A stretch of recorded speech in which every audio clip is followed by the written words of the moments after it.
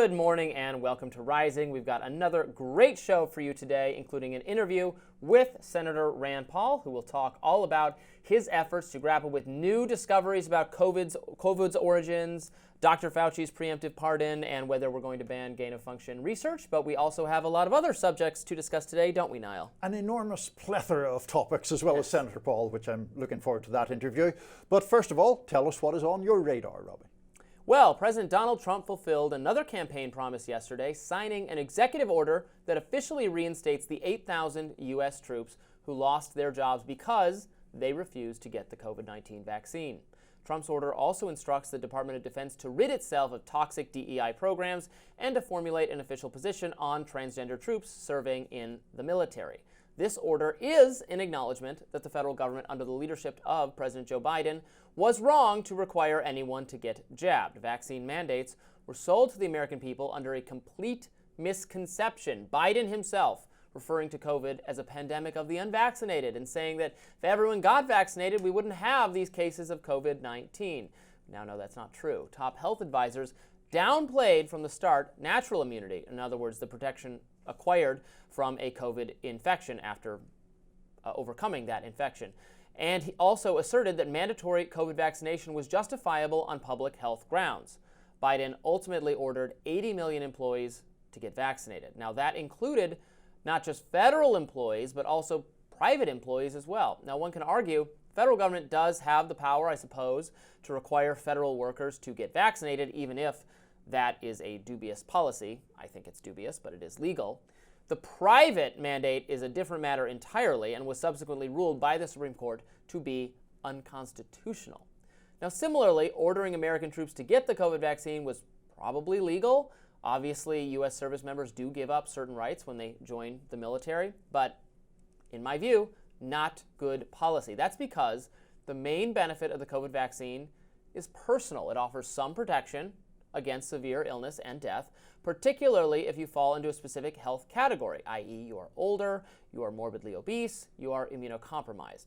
This is obviously not the case for members of America's military, who are by definition among the strongest, fittest, and healthiest people in our society, probably on the whole planet. The order to vaccinate them also didn't consider other circumstances that further mitigates against mandatory vaccination, including whether they already had COVID and had that post-infection protection. Nevertheless, here was White House spokesperson John Kirby announcing the mandate back in 2021. Now that the Pfizer vaccine has been approved, the department is prepared to issue updated guidance requiring all service members to be vaccinated. A timeline for vaccination completion will be provided in the coming days. The health of the force is, as always, of our military and our civilian employees, families, and communities is a top priority. So it's important to remind everyone that these efforts ensure the safety of our service members and promote the readiness of our force, not to mention the health and safety of the communities around the country in which we live. We're going to move forward, making that vaccine mandatory. We're preparing the guidance to the force right now.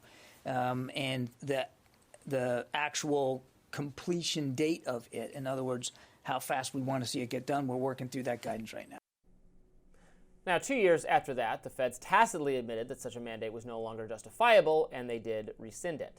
But military service people who lost their jobs because they refused to go along with the mandatory vaccination scheme, they suffered all sorts of consequences. Some were denied veterans benefits, though it depended on exactly what branch they served in. Now, Trump's order, however, will fully restore these troops, restore their benefits, and even give them back pay. Promises made, promises kept. Now, the decision to get rid of these troops who would not get the mandatory vaccination it depended on exactly which branch of the military if it was ruled like a dishonorable discharge. But if that happens to you, then you don't get all of the benefits that accrue to you as someone who served your country, which I think was just totally wrong and scandalous. And again, 2 years after, they said, okay, yeah, we're not going to do that. There's no need for that. And I think it was sold under a false basis because it does not substantially, and I know you're far more favorable to government action to protect on this. The masses. Well, yes, but I would argue, and you can disagree, that it does not offer, it's not a strong enough public protection. It does benefit you, particularly if you fall into a health category, a compromised health category, but it is not having a dramatic preventing the spread of infection in a robust enough way to justify mandatory mass vaccination. So I do disagree, not surprisingly, and I think that it is a question of whether the military, and by extension the US government, had a legitimate interest at that time in requiring people in the military to get vaccinated and to make that vaccination mandatory. And I think the answer to that is plainly yes. In the middle of a massive pandemic, ultimately, about 100 service members did die of COVID. I know you make the point about their health. It is true that their mortality rate is lower than the general population, but 95 to 100 people, depending on exactly how you define it, being killed by COVID is still significant. That figure peaked just as these vaccinations were being mandated. Now, even recently, the booster shots are expected, yes, of course, to protect against severe symptoms with about 70% effectiveness, but also to boost by about 52% the effectiveness at preventing infection. Obviously, the military had an interest, particularly at the height of the pandemic, in preventing or restricting infection. And one other point, Robby, that I think is very important to make on these debates is that there is nothing new or unusual at all about the military or the school system or various other places mandating vaccinations. And I looked up a paper from two doctors who serve in the Air Force. As of 2020, mandatory vaccines for North American military personnel include hepatitis B, MMR, Tdap, which is tetanus, diphtheria, and other things, polio, and influenza. All of those vaccinations are mandated. What's the difference? Should they be mandated to get the booster? They can be mandated to get a COVID shot every single year, independent of whether they've had. I mean, why couldn't we at the very least have shown? Well, if you've already had COVID or this strain of COVID, then the protection. This is now mainstream and accepted science that the protection that you have from having already had COVID is on par with the protection from the vaccine. But again, it's overriding people's bodily autonomy. So I have a very high bar to saying that, well, can I force you to inject into your body something?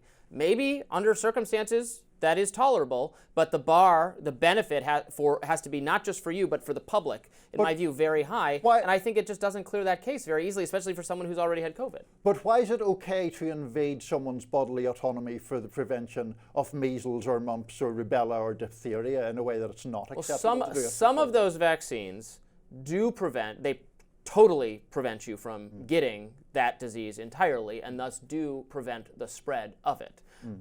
The flu vaccine doesn't accomplish that whatsoever. We still have the flu. Right. So I would not make that mandatory at all. Those vaccines that do prevent the spread of the disease to other people in the community, then you can make that argument, or to be enrolled in this school or to be in this program. I still wouldn't make people do it legally mandate that for everyone, but if you're going to be in the public school system, can the public school system say, I mean, it's been litigated, so yes, they can. You have to get this vaccine that prevents other people from getting the disease. But that's not the case for the flu, and that's clearly not the case for COVID, because we've all gotten vaccinated and gotten COVID a million times. Well, I think we have Three for me. We have to wrap, but I want to add a little historical note that I only learned about researching this, which was that in 1777, George Washington mandated that the Continental Army be inoculated against smallpox. So President Biden, following in the illustrious footsteps of George Washington. Well, we will discuss the other aspects of these actions taken by Trump with respect to the troops coming up in just a little bit. But first, the White House Budget Office has ordered a pause in all federal loans and grants. Now, what does that mean? We'll work through it. Stay tuned. The Trump juggernaut is reshaping the government and the nation into the MAGA worldview. The latest edict coming from the White House Budget Office via a memo last night, and it has ordered a pause in all grants, loans, and other federal financial assistance. Now, this means hundreds of billions of dollars in grants to state and local and tribal governments will, in fact, be paused. Nothing is off the table. Disaster relief aid, education, transportation funding, and the list goes on. The president's rationale is outlined in the memo. He wants to stop, quote, the use of federal resources to advance Marxist equity, transgenderism, and Green New Deal social engineering policies. It's a waste of taxpayer dollars that does not improve the day-to-day lives of those we serve. That's from the memo. Here's an example. As writer and host of Restoring Order, Patrick Casey writes, in 2021, the Biden administration gave $540,000 to Transgender Equity Consulting, Inc. This firm is comprised of 6 Black and Latinx transgender and non-binary individuals, one who is apparently the first BBW trans porn star. I won't specify what that means. Others are concerned about the overall impact. One person from Wisconsin tweeted the following. To put the OMB grant freeze in context, roughly 17.5% of Wisconsin's revenue comes from federal grants and aid last I checked. Overall, federal grants account for roughly 36% of all state government budgets in the US. In a number of states, the federal share is even higher. Bulwark journalist Sam Stein laid out a bigger issue right now. Quote, 2 parties running at different speeds. Senate Dems are holding a press conference today to condemn the pardoning of J6ers. That was done a week ago. Unclear if there is a presser today to go after the OMB's power play to take over all federal grant money. The Dems are simply flailing. This is what Jon Stewart had to say about this moment. This is Trump's theory on governance. He's already laid it out to not President Bush in 2005, back when he was still accessing Hollywood. And when you're a star, they let you do it. You can do anything. Grab them by the That's his governing philosophy. For all of it. Appointing people, firing people, writing executive orders, taking Greenland, making Wikipedia-like edits to the literal globe. But unfortunately, as of now, he's pretty much just democratically grabbing our Yeah, we said yeah. He has the consent of the people. The cope.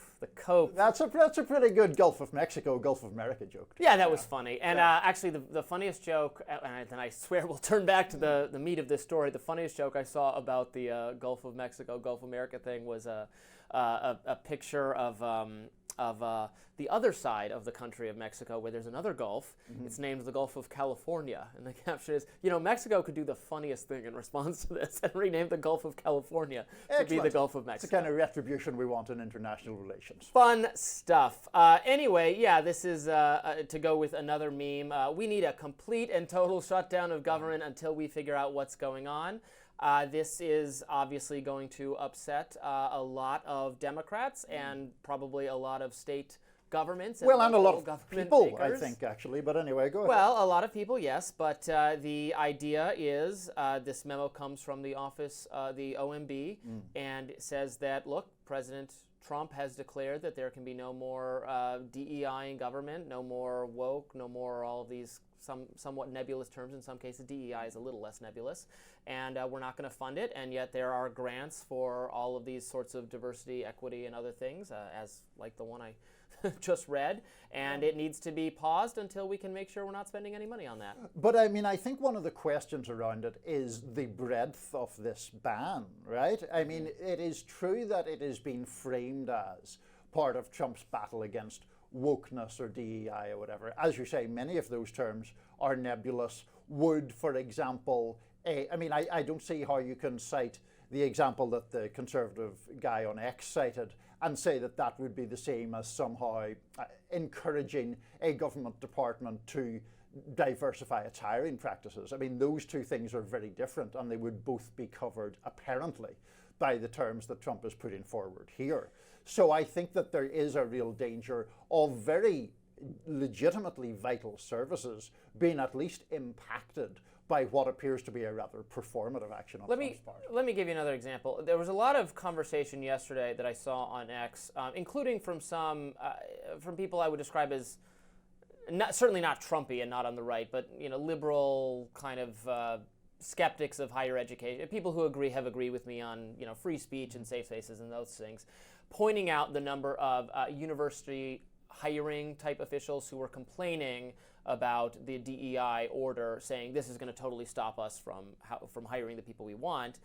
Because if you look a little bit more closely, what they were doing already flagrantly, in my view, contradicts the law. They would advertise positions and say, we really want, for this position, we want a Latinx person, we want a queer Muslim person, we want a, doing all these categorization that, again, depending on what it is, I would say is already illegal under existing law. And given that they were already doing this, if it's a purely private institution, okay, maybe it's fine. If it's a public institution, it's not. Given there's now all this evidence, they're complaining that they can no longer do all of the DEI hiring they were doing previously, even though I don't think it was legal when they were doing it then. That sort of action, that sort of admission justifies, calls to mind a need to shut down all sorts of grant-making abilities until we go through it and make sure it's not going to illegal causes. I don't think that I see the connectivity between the two things as clearly as you do, because I think if those hiring practices are going on, as you say, they are against the law as is, and therefore the remedy to that is to enforce the law to prevent things that are blatantly discriminatory in that fashion. That is a very different question from taking away funding that apparently, according to the AP at least, has the propensity to affect Medicaid, food stamps, disaster relief. We're talking here about very vulnerable populations that are largely dependent upon these payments for their own existence, for remaining out of completely indigent poverty, and to make an example of them or to inflict some kind of cruelty upon them in the name of some battle against wokeness, I think is very, very selfish and performative. Well, I'm just beginning to understand, what this covers. This is a recent order. I have not, frankly, seen a lot of commentary about it from conservatives, so I don't have as much case to be made for it because I haven't seen many people reacting to it. You just accept the liberal point of view, Robby, as one that just has all the merit. The liberal point of view, so I don't know exactly what will be. In reading the memo, it says that the director of OMB can grant case-by-case exceptions to allow federal agencies to continue issuing new awards. So for all I know, the disaster relief or food stamps or those kinds of things, can continue if they decide to, but we'll have to see what comes of this. Yeah, I just think that there is a lot of vagueness about it, but I think the potential dangers of it are pretty grave. Up next, we will have that interview with Senator Rand Paul to discuss the latest news with COVID's origins and Dr. Fauci. The Trump administration is preparing to issue an executive order halting gain-of-function research. Controversial experimentation on viruses is increasingly feared to have caused COVID in the first place, with the CIA declaring in recent days they too believe COVID likely came from a Chinese lab and not from animal spillover. Now, the theory was once considered fringe and even a conspiracy by the mainstream media. Well, it's now itself mainstream. One lawmaker who has been sounding alarms about it for a very long time is Kentucky Senator Rand Paul, who has frequently sparred with Dr. Anthony Fauci about U.S. support for this research. Just yesterday, the Senate committee the senator chairs subpoenaed 14 federal agencies from the Biden administration in a sweeping investigation into the origins of COVID. Here to elaborate on that investigation is Senator Paul, who also serves as chairman of the Senate Homeland Security and Government Affairs Committee. Welcome to Rising, Senator. Thanks for having me. It's great to have you back. A lot of news related to COVID origins and gain of function in recent days. Of course, there was the preemptive pardon of Dr. Fauci, which I'll ask you to address in a minute. But first, can you just give us more information about what you are seeking in terms of these subpoenas from the agencies you are pursuing? Generally, we want to know what type of gain-of-function research is going on throughout government and what kind of oversight there is. We're very concerned because the research money that was sent to China, to Wuhan specifically, went before a group of people in the NIH called the Dual Use Research of Concern Gain-of-Function Committee. It went before that committee and it should have gone next to a safety committee, but somehow that committee was bypassed. We've been asking specifically for the deliberations of that committee. What were the arguments for why it didn't need to go to the safety committee? What were the arguments for why it was or was not gain of function? The NIH has steadfastly refused to give us this information. It's a very specific meeting. We know it exists. The only reason we know they even met to discuss it, though, is because Freedom of Information retrievals have shown us this. They have never admitted that they even have such a meeting. They will not tell us who attends the meeting, and they will not give us the deliberations of what occurred at the meeting. But we are going to find this out. We've sent them a subpoena. We now have a friendlier administration, and we will get to the bottom of this. This is incredibly important because if we have ongoing money that is funding dangerous research, we need to know who's discussing it, who's involved with the deliberations, who ultimately approves it. Was this ultimately approved by Anthony Fauci or Francis Collins? And why did they bypass the safety committee? These are big questions, and they're big questions also as it moves forward. Now, the fact that the president's going to put a pause on gain of function is a good idea. We did this from 2014 to 2016, and then we instituted the safety committee, which they promptly bypassed. So what we want to do is actual legislation this time. We have something called the Risky Research Review Act, and it would set up a presidential commission of scientists to evaluate each gain of function proposal within government and either fund it or not fund it after an extensive safety discussion. Sorry, one more question there, Niall. So on the Fauci front, you mentioned this pause in gain of function research that existed that was decreed by President Obama back in 2014.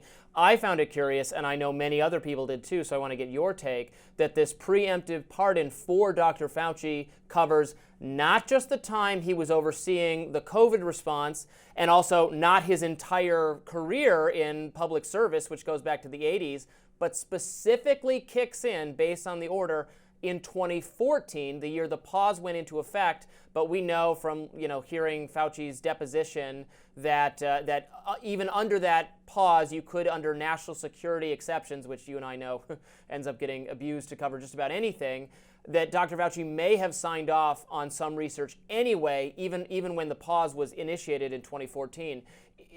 Do you have concern that this pardon is structured then to help him avoid scrutiny from what took place there? Well, first of all, a preemptive pardon, I think history is going to judge him harshly for accepting this.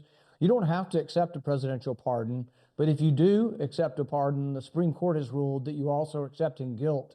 So he now has accepted guilt or culpability for the pandemic.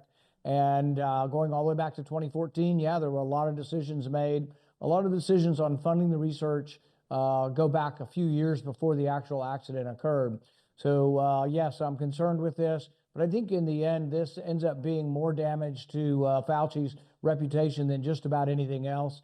It also makes him liable to testify. He's no longer gets Fifth Amendment immunity and says, oh, I can't testify because I might be prosecuted for having broken the law. So if he is made to testify again in the future, he will not be able to take the Fifth Amendment.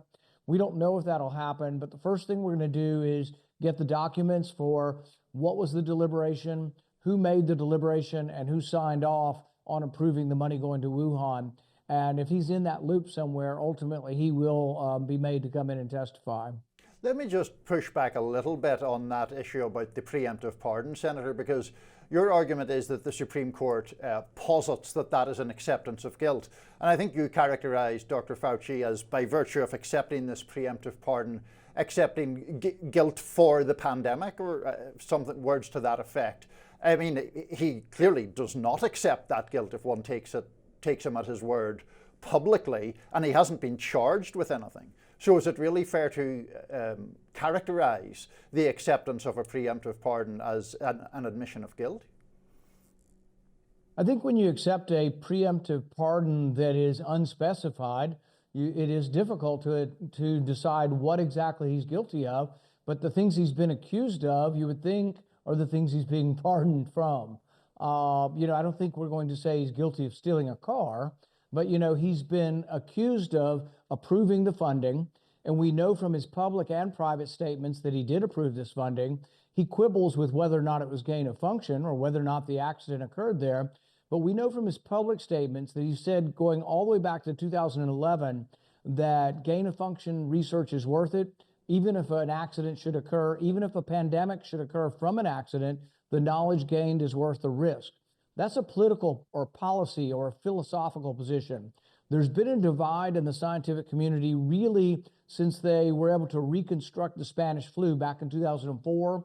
And then someone was able to mutate the avian flu to make it more adaptable and more contagious and more infectious for mammals. These things scared the you-know-what out of a lot of scientists, and it was a huge debate. But Anthony Fauci was more powerful than many scientists, maybe one of the most powerful bureaucratic scientists in the world over a 40-year period. And so he put his thumb on the scales, but without question, we know that he favors this research. And without question, we now have 3 intelligence agencies who say they believe, after looking at all the evidence, that it did come from the lab. So yeah, I think he'll be judged harshly, and whether or not you can legally say he's guilty of something, it's a little difficult. But we also don't have a lot of experience with preemptive pardons for non-specific crimes. But I think the burden will be on him to try to prove that he didn't accept or guilt for the pandemic. I mean, that burden's going to be on him for the rest of time. Have you been able to provide any advice to Trump in terms of issuing this executive order? Because my fear is that, like last time when we tried to, or the political forces, the Democrats, Obama tried to constrain the medical establishment from doing this research, there were still exceptions and they were able to do it. Is this going to be a more robust effort to limit this research going forward? The problem with a broad ban of everything gain of function is that it is a category in which there could possibly be good research that could be called gain of function. So I think what you have to do is you have to examine grant by grant. And that's why I actually favor a commission of scientists with the ability to veto money and with the ability to look at all research, classified and unclassified, and make these judgments as opposed to a ban. Bans are clunky in the sense that it gets down to the definition, and there is the possibility there could be something of value. So I think that'll be looked at one at a time. I'm for the ban as a temporary means of getting to legislation. My legislation is bipartisan. It passed out of committee 13-1 last Congress. So I will introduce that again. It comes out of my committee. If we can get it done in the House and the Senate, I think we can get President Trump's signature on it. But I am thankful that they're doing something immediately to lessen the danger of another accident. Senator Rand Paul, thank you so much for joining us to discuss. We really appreciate it. Thank you. Coming up, banning transgender people in the military. We'll tell you all about it right after this. Stay with us. President Donald Trump signed 4 executive orders on Monday having to do with the military. One goes after transgender service members and prohibits them from serving, does not ban them immediately, however. Up to 15,000 transgender individuals are serving in the U.S. Armed Forces. That's according to data from the University of California Law School's William Institute. The order says that military personnel must stick to their birth-assigned genders to be able to serve. Here was Trump talking about this on Monday. Sure that we have the most lethal fighting force in the world. We will get transgender ideology the hell out of our military. It's going to be gone. On social media are disappointed over this. Left-leaning commentator Ed Krasenstein posted on X, "There is no good reason for Trump's transgender military ban other than bigotry and hate. Why shouldn't transgender people be allowed to fight for our country?" Others are applauding the move. Iraq veteran Rob Smith posted, "I'm a combat veteran. I'm also a gay man. Trump is absolutely right to ban trans service members."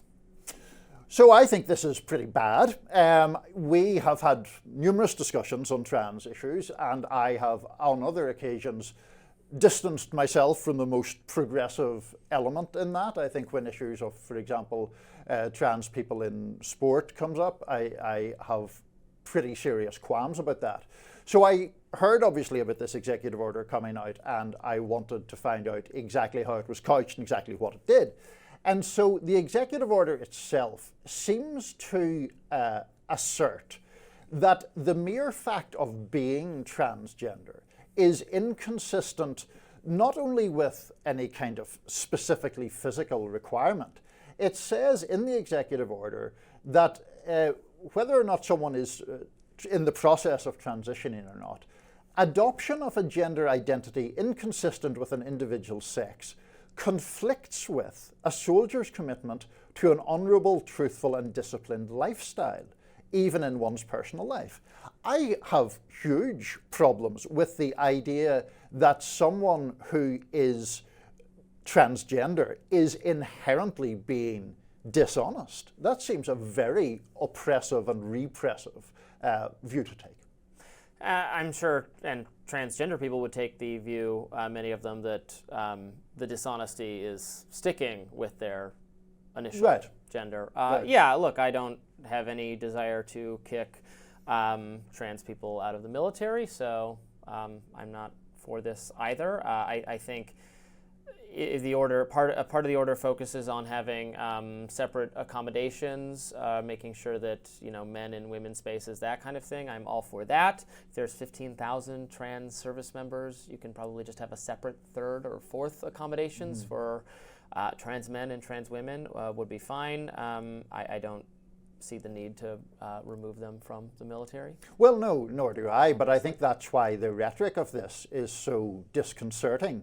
It talks about the policy of the US government establishing troop readiness, lethality, cohesion, but then it goes on to talk about honesty and humility and integrity, and suggests that merely being trans is inconsistent with those values. That seems a very direct attack on trans people. I went to this executive order in the first place wondering if there was some objective standard being posited, whether to do with physical strength or anything else, and there's none of that at all. It's just generally blasting trans identity in itself and suggesting that that should be, that people should be, I guess, kicked out of the military for it.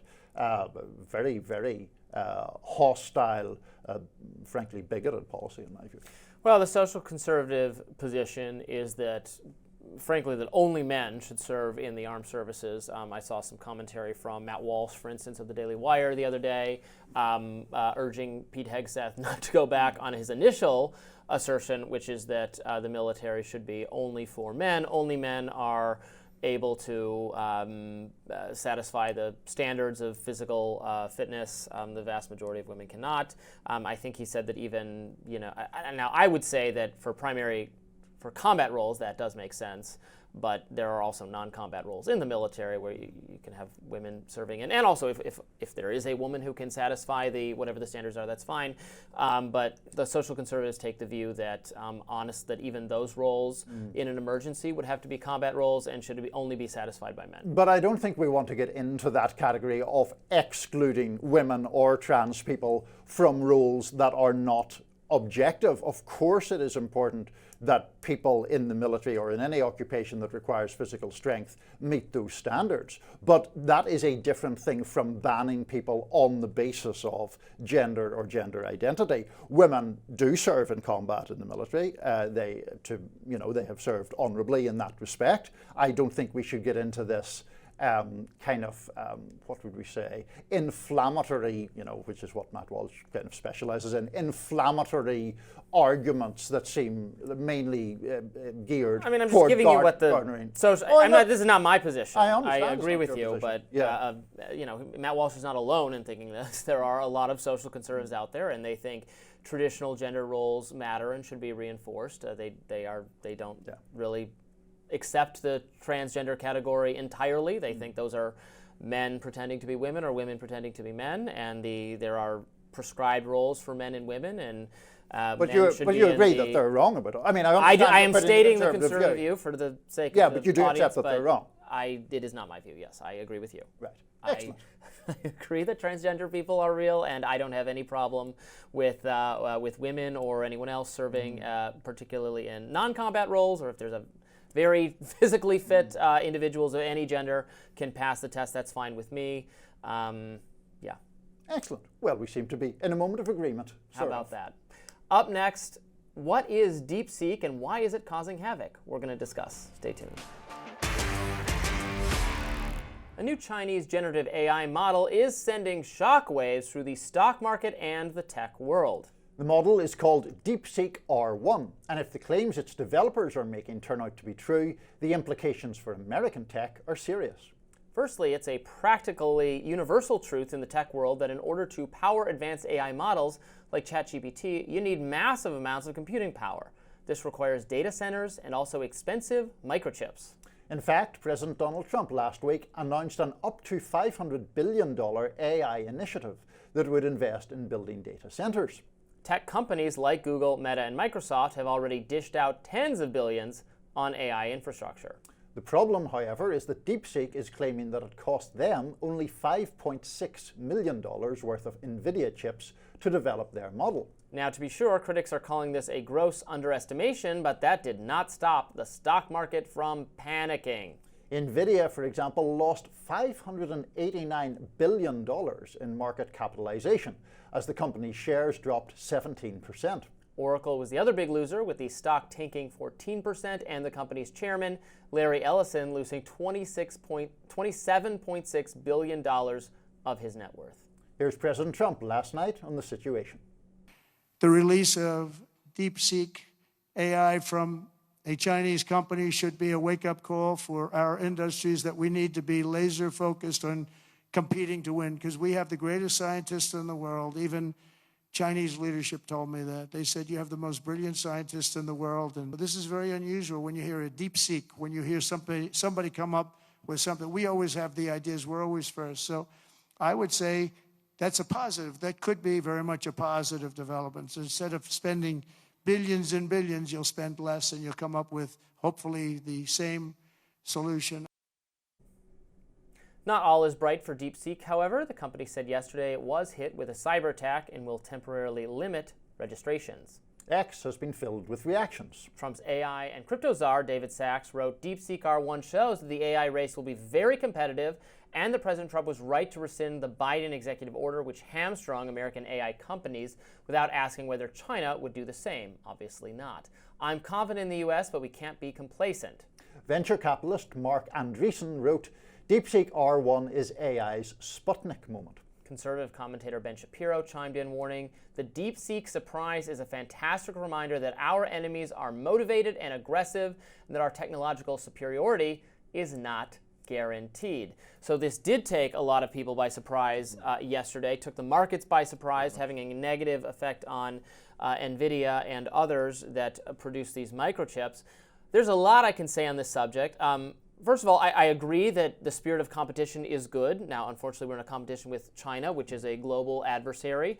But technology, this drive to create better, faster, more successful technology is good and will spur on our companies to innovate. It does show the limits of investment, particularly government investment in things like, we're making massive investment. The CHIPS Act, right, was all about CHIPS Act, was all about getting these microchip processing plants, hopefully building them in this country, which I had a lot of skepticism if we were ever going to be able to relax enough labor and environmental laws to make building the thing here cost effective. That's another subject. But this show, you could drop, a gazillion dollars on public dollars to do this, and then they invent something across the ocean that requires a fraction of the computing power you thought you needed, which is why I tend to want to leave it to the market. Let people invest their own money in this kind of thing. Then if that gambit doesn't work out or a new technology outcompetes, well then you suffer, you who invested in it, but not we, the American people, who were forcibly invested in this vis-a-vis government funding. Yeah, it's an interesting one, that, because I guess the counter-argument there would be the US government has an obvious interest, as does the US population, in keeping the United States ahead of China in this AI arms race. Absolutely on board with that, yes. And so if that is the case, then that would be the argument for government assistance to the chips being manufactured here, or some kind of assistance for people who are American companies at the forefront of AI. Now, it does get complicated here because, for example, there was the whole export issue where at one time the Chinese were able to buy these high-performance chips, and then the Biden administration were like, no, you can't do that anymore, it's too risky. And now they can buy the low-performing chips, which they seem to have been able to engineer in some fashion, and I promise I'm not an expert on AI engineering, but they have been able to apparently use the lower-performing chips to get the same result for a fraction of the cost, which seems pretty bad news for America in several ways. I saw people on social media experimenting with DeepSeek, where you did get the usual, like, tell me about Tiananmen Square. And it was like, oh, I've never heard of that. How interesting. Right. And the Uyghurs as well, I believe. It wasn't all that enthusiastic about answering. Yes, which is why, going to the national security implications, why I do very firm, and I think we mostly agree on this, it is important for the U.S. to be globally competitive. I don't want to hand the future of our planet the next century to Chinese dominance, to a country that, whatever the flaws of the U.S. are, the U.S. government, the Chinese government engages in very direct censorship in a way we do not. It engages in very direct oppression of a minority population in a way we do not. That's not to say we're perfect, or certainly you can level criticism against us. You're legally allowed to level criticism against us in a way you're not in China. And so we cannot lose to them because that would be bad for the world. Now, we don't want to fight them militarily. I don't want to have World War III. It should be like the Soviet Union, where we actually don't battle them in any kind of military confrontation. Now, we did do indirect military confrontations with the Soviet Union that even those I don't think were particularly good ideas.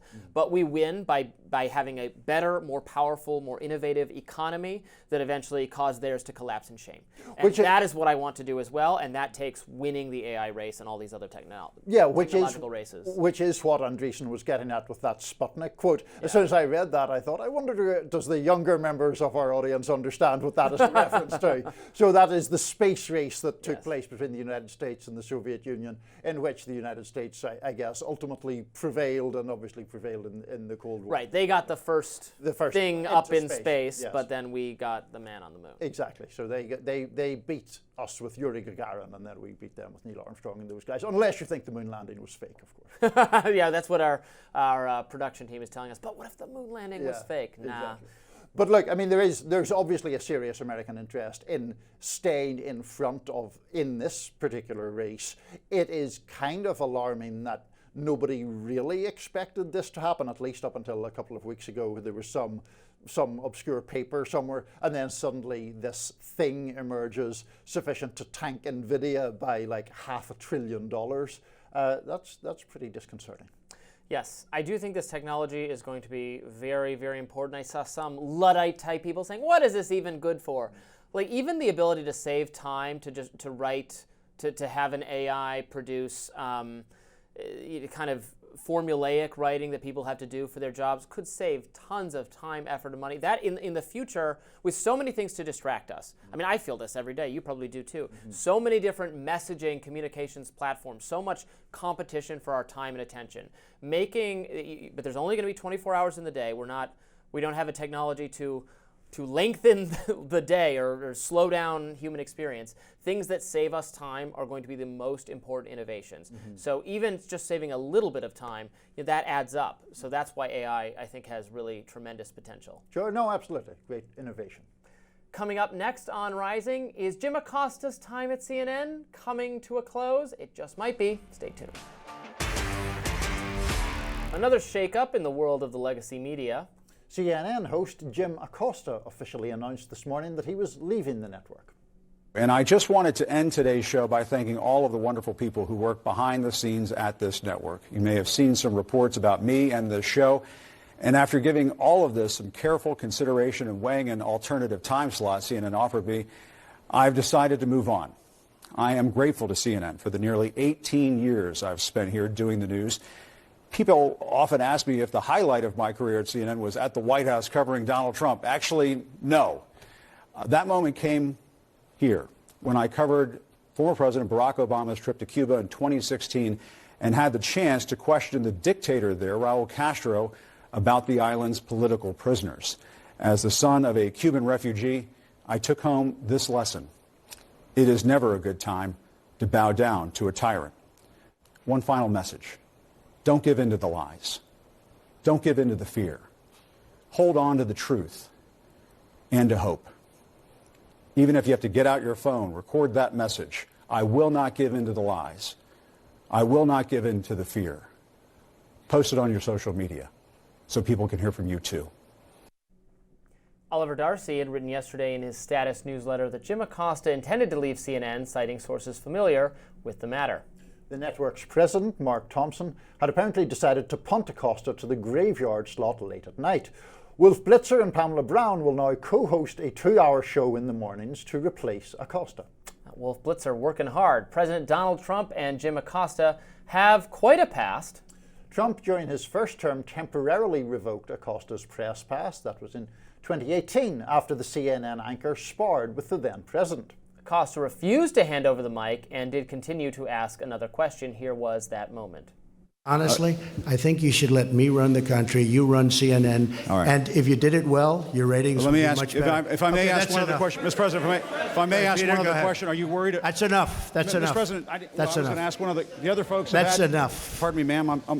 Excuse President, me. That's enough. Mr. President, I had one other Peter, question, let's if go. I may ask, on the Russia investigation. Are you concerned that you may have? I'm not concerned indictments- about anything with that you the may have Russian indictments coming investigation down? because it's a hoax. Are you- That's enough. Put down the mic. Mr. President, are you worried about indictments coming down in this investigation? I'll tell you what, CNN should be ashamed of itself having you working for them. You are a rude, terrible person. You shouldn't be working for CNN. Go ahead. And here was another gem while Trump was still the president-elect in 2017. Since you're attacking us, can you give us a question? Mr. President-elect. Go ahead. Mr. President-elect, Go ahead. since you are attacking No, our news not you. organization, Not can you. you give us a chance? Your organization You are is attacking terrible. our news organization. Your organization Can you give is us a terrible. chance Let's to ask go. a question, sir? Go ahead. Sir, can Quiet. you state, Quiet. Mr. President-elect, Go ahead. can you state She's asking categorically, a question. Mr. Don't be rude. President-elect, can you give us a question? Don't be You're rude. attacking us. Can you give us a question? Don't be rude. Can you No, I'm give not us a going to give you a question? question. I'm not going to give you a Can question. you state categorically? You are fake news. Sir, go ahead. Can you state categorically that nobody... Earlier this month, Acosta addressed President Biden's comments about the state of the press. I want to take a moment to talk about something President Biden said during his farewell address. He warned the free press is crumbling in this country. I would add that's only if we, the people, let that happen.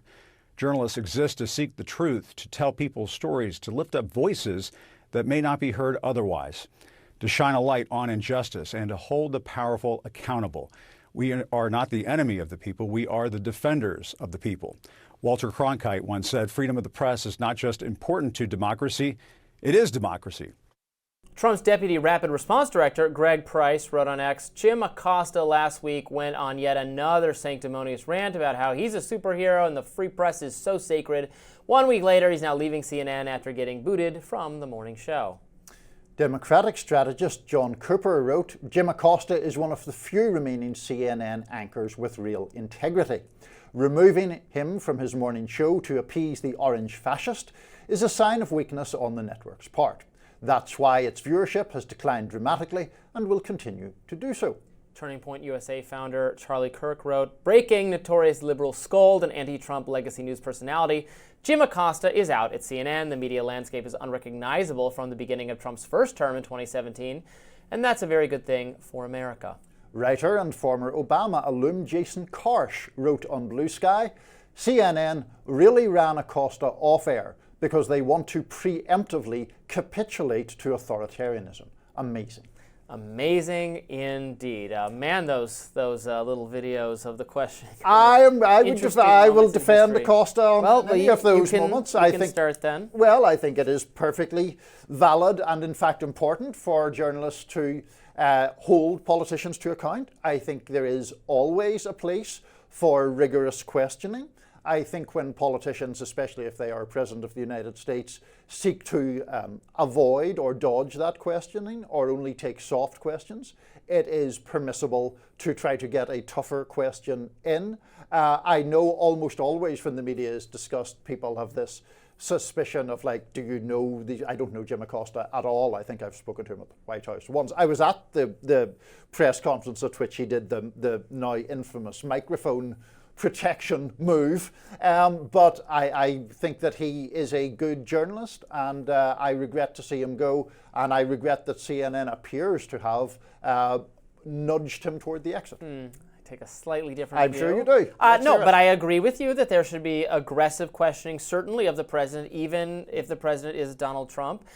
But I would say that other adversarial or independent mainstream personalities in the media have successfully asked Trump questions in a less, I guess, showboaty and make myself the center of attention sort of way. That's even true of other people at CNN, like Jake Tapper and Anderson Cooper and all the rest. Robby Suave praising Jake Tapper and Anderson Cooper. It's a new day on rising. No, I've always had relatively nice things to say about Jake Tapper, for instance. Sure. I don't agree with him all the time, but sure. I think he is generally fair-minded. I have a hard time taking Acosta seriously when he cites Biden's warning about the free press being in danger, because the problem with that, well, where were you then for the 4 years of the Biden administration? Not that they weren't asked tough questions, but everybody missed, like one of the biggest stories of the century, and that Biden was too enfeebled to be president. But is that... And that was hidden from them. Either they were totally duped by it, or failed to ask the relevant questions, or helped cover it up. But is that really fair, Robby? I mean, the Wall Street Journal, for example, did reporting on that before most people did. There was some reporting in the Times on it. I agree that the catastrophic Biden debate performance in June last year was something that put the spotlight on that in a way that it was no longer deniable. And I do think, and here's where I have some common ground with you, I do think that there has been in cable news an increasing move toward just confirmation bias all the time, on both left and right, and I don't like that. But I do think that there was actually legitimate journalism done on Biden's cognitive state. Well, certainly in the Wall Street Journal and perhaps in the New York Times. I don't remember CNN necessarily doing it. Also, speaking of people not being able to ask questions in the briefing room, on one of the final days of the Biden administration, weren't two independent journalists dragged from the briefing room for asking questions about the Gaza policy? Well, that was the State Department, and that one, so that's a complicated one. I have asked tough questions about the Gaza policy, as you know. The guy was holding, I forget his name, but he's, I know a lot of our lefty viewers value his contributions very much. But those guys, I mean, it's complicated. They interrupted the briefing to shout at Tony Blinken, who was addressing a State Department briefing.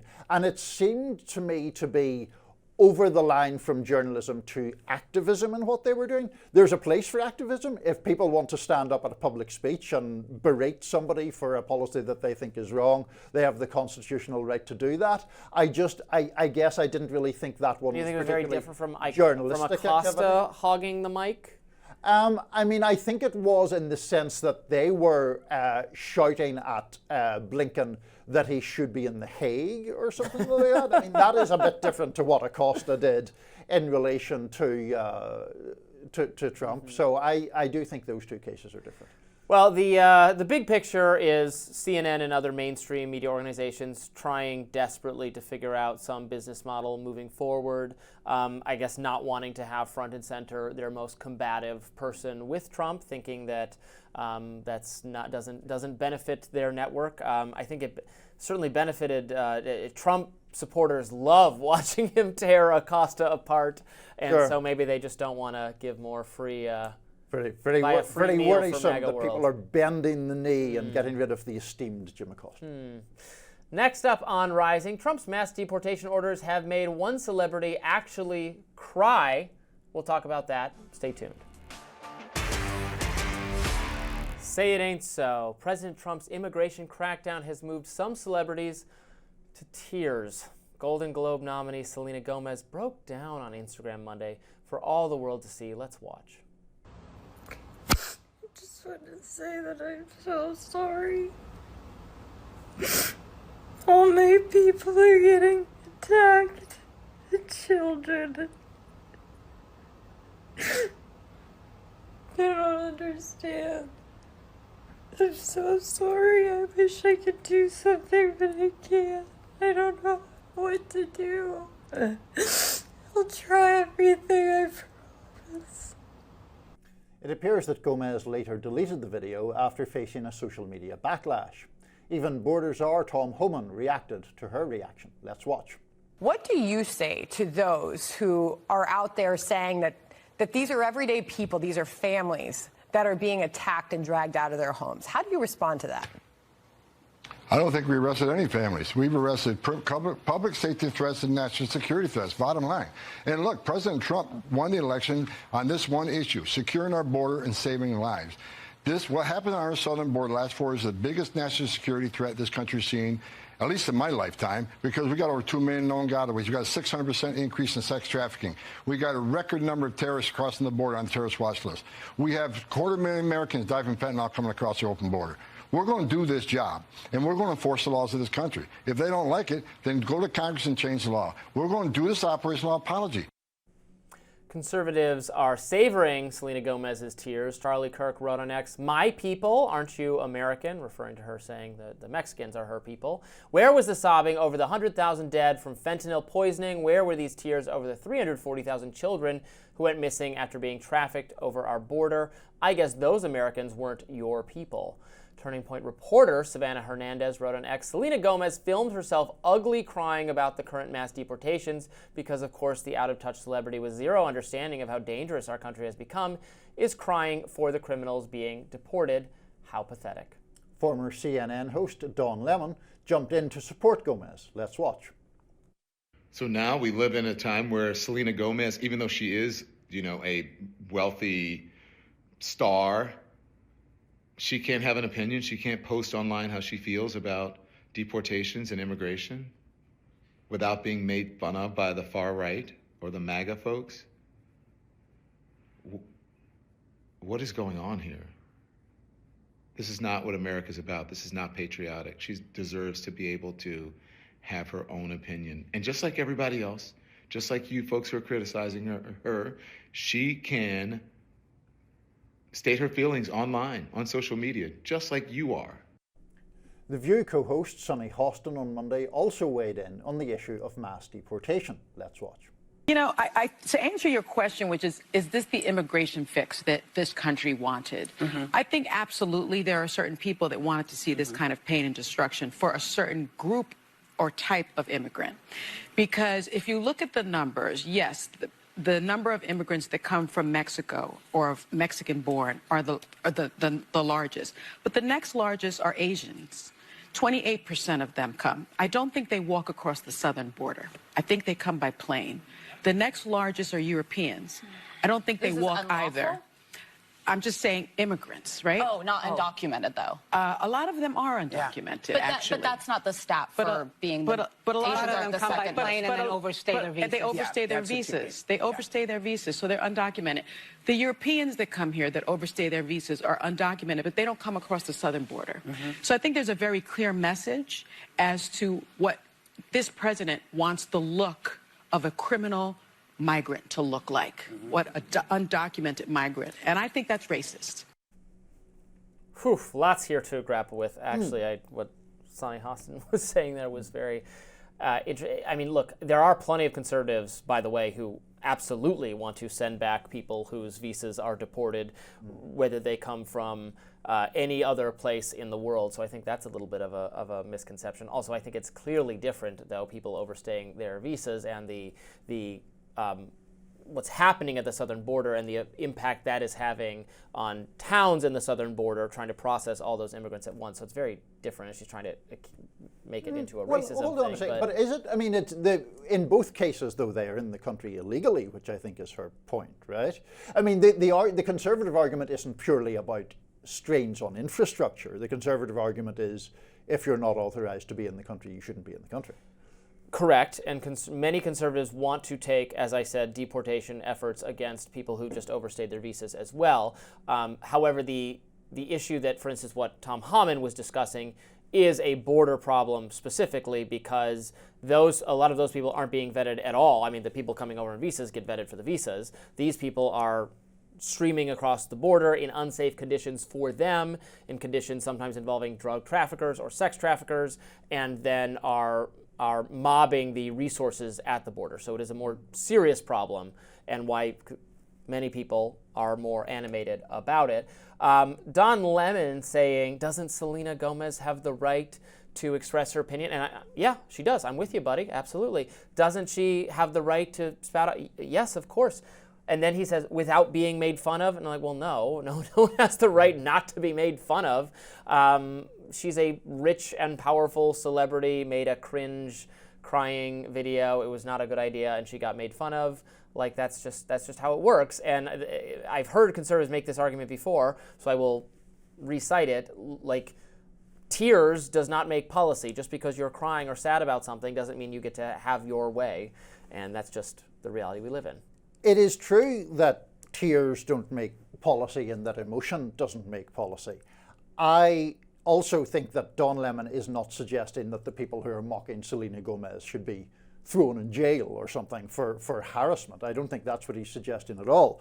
But I do have a lot of sympathy with what I take to be his argument.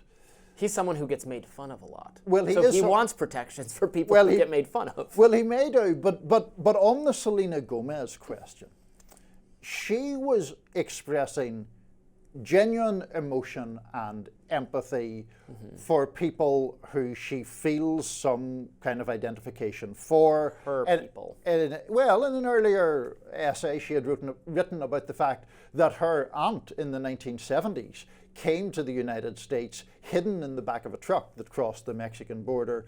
Later, her grandparents and father came here, and so she is descended from that line.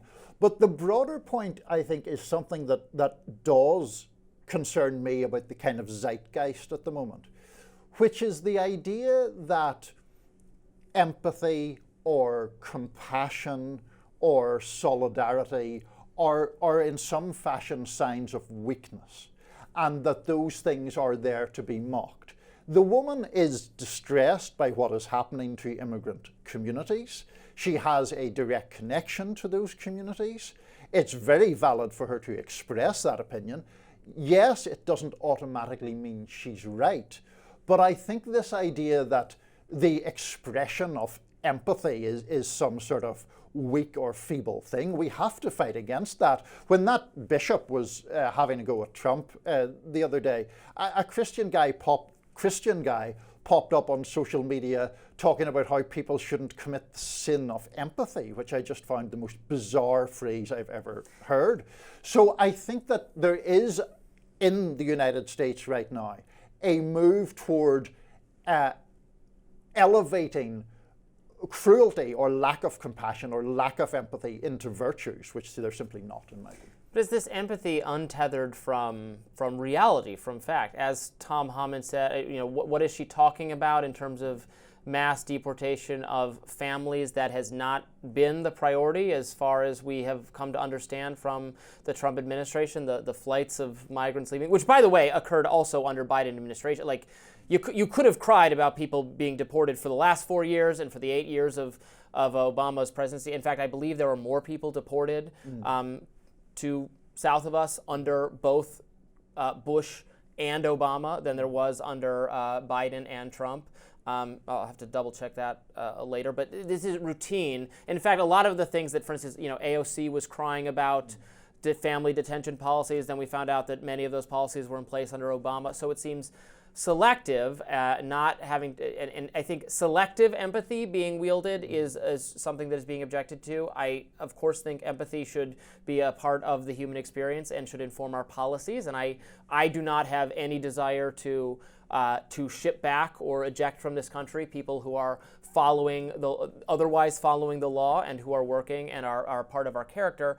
I do have a little bit of again, the conservatives getting upset about you think of those as your people instead of the broader American project as your people. I mean, I am supportive of immigration, and over time, the children of the immigrants and the grandchildren of the immigrants do come to associate themselves with America. And this happens to people from Europe, it happens to people from Asia, it happens to people from South America, and that is a good and healthy process. But we want people more and more to think of the American project as your project, the American people as your people. And That's so true. It does strike me as a little, I see where people come from being like, oh, they're your people, huh? Yeah, but I don't think that necessarily forecloses. I mean, I think you can do both. I mean, and shouldn't you have the empathy for people regardless of whether they're your people or not too? Oh yeah, absolutely. But I mean, I think empathy works primarily regarding who you do identify with. That's the nature of it. But I mean, nobody thinks that St. Patrick's Day is some anti-American celebration, for example. It's people who typically are, I don't love it myself actually, but that's a whole other debate. It's people who consider themselves of Irish heritage in America. It's not disloyal to the United States. I think it's fine to appreciate one's heritage, but there are my people versus the Americans. I don't know, it strikes me as a little funny. Good debate and discussion. Up next, Senator John Fetterman had a lot to say when he was on The View. Stay tuned. Well, the ladies of The View did not hold back on Democratic Senator John Fetterman during his appearance yesterday. Here's co-host Ana Navarro asking Fetterman about his recent Mar-a-Lago visit. You did get a lot of criticism for it from some people who thought you going to Mar-a-Lago gives cover to Trump by creating the solution that he's amenable to working with Democrats. I understand the need for bipartisanship. I didn't love the optics of you going to Mar-a-Lago. He was going to, which is his palace. He was going to be in Washington a week later. But what was your goal, and do you feel ultimately you were successful? Well, here's what happened. I was being lazy on the couch like Friday night, and my team reached out saying, hey, and I don't know if this is like a trolling or a hoax, but they extended an invitation. You know, what do you think? I'm like, well, I mean, if they're playing it straight, then I think it's pretty reasonable to have a conversation. You know, inviting me to engage, and I visited it. So maybe some people would be critical of that, but you know, for me, engaging the president, I think when you're in this business, I mean, that's part of the job. Co-host Sonny Hostin also asked Fetterman about his thoughts on Trump's indictments. Take a look. Just for clarification, did you mean that the 34-count case in which Donald Trump was found guilty of various financial crimes was politically motivated here in New York? I found that when the judicial system gets weaponized and targeted political enemies for political gain, I think that's inappropriate, and I think that degrades our collective trust in this a very important institution, whether that's on a Democratic going after a Republican or a Republican going after a Democratic one. And I like to think I call it strikes and balls, because the judicial system has to remain impartial. I mean, that's really the cornerstone of our society. Lastly, Hostin had to ask Fetterman about something that has been on a lot of our minds. Now, there are those on the left who feel like you have made a rightward shift recently, going to Mar-a-Lago, joining Truth Social, your positions on issues like immigration, fracking. What do you say to those who are now, in a sense, questioning your commitment to the Democratic Party? So right word, that's just happened not to be true. I've been on record, too, saying I am not going to become a Republican. You know, although maybe some people might be happy on one side, but I would make a pretty terrible Republican because, you know, pro-choice, really strong immigration, pro-LGBTQ, you know, just pretty like, I don't think I'd be a good fit. So I'm not going to change my party. And if I am going to I'm going to show up. I'll give you the exclusive. I can announce. Fox anchor David Asman wrote on X, "Hell froze over yesterday. It wasn't the polar vortex. It was Senator John Fetterman on The View. He literally shut them up for a few moments." Author and computer science professor at Carnegie Mellon University, Jeffrey Bigham, wrote on Blue Sky, "Is literally any Democrat other than Fetterman even trying to play the attention game? This whole 'I'm not going to change parties' thing is totally manufactured. But there he is on the news, on The View, etc." So, interestingly enough, his strategy, whatever it is, you can try whatever, has worked. So John Fetterman has doubled his approval ratings among centrist and Republican voters in the state of Pennsylvania. Here's the key thing, without losing support from Democrats. This is according to Morning Consult polling. He has, unlike, you know, your Kyrsten Sinema type person who maybe gains some credibility or respect with conservatives, but then is getting killed on the Democratic side, he seems to have done this in a way that has not actually alienated his own constituents. You know, he does have a mix of, I think he gives very conservative vibes, really, without actually changing his policies to be particularly conservative. Maybe you could say his immigration policies are right-leaning relative to where Democrats have been recently. I think she mentioned fracking. I think he's always been in favor of fracking, so I don't think he changed his mind on that. And many Democrats who have to win races in places like Pennsylvania are. You know, on Israel, he is a really standout supporter of Israel and Netanyahu in a way that has really alienated the left, but doesn't. I don't know that necessarily automatically slots him into the Republican side, because there are Democrats outspoken in that way as well. So it's a bit of. I think it's a case of him optically and vibes based becoming more acceptable to the right, without actually betraying Democrats on all that many policies. Maybe they don't think that way, but this used to be what Democrats were able to successfully do to win in redder places or purple places, that has become now anathema to the party's strategy, because if you don't speak like the woke language or something, you're not going to be accepted by mainstream media people. But it used to be a successful strategy for some Democrats. Not everyone can run as the most woke progressive Democrat.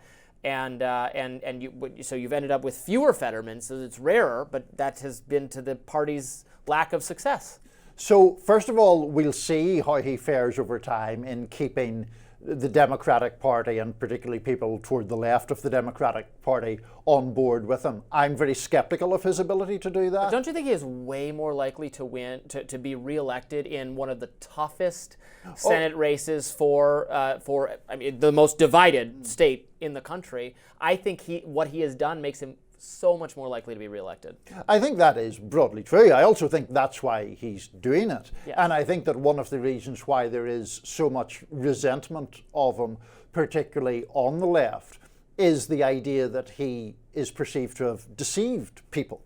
Now, how much that was part of his policy pronouncements and how much that was part of his general comportment and vibe, I think, is questionable. But certainly when he was first running for election, it was the whole sort of, as we saw there, hoodie wearing, shorts wearing, shaven headed, oh, this guy must be a progressive. And in fact, I think people were at least fooled by appearances there, but that Fetterman was intentionally fooling them in a way.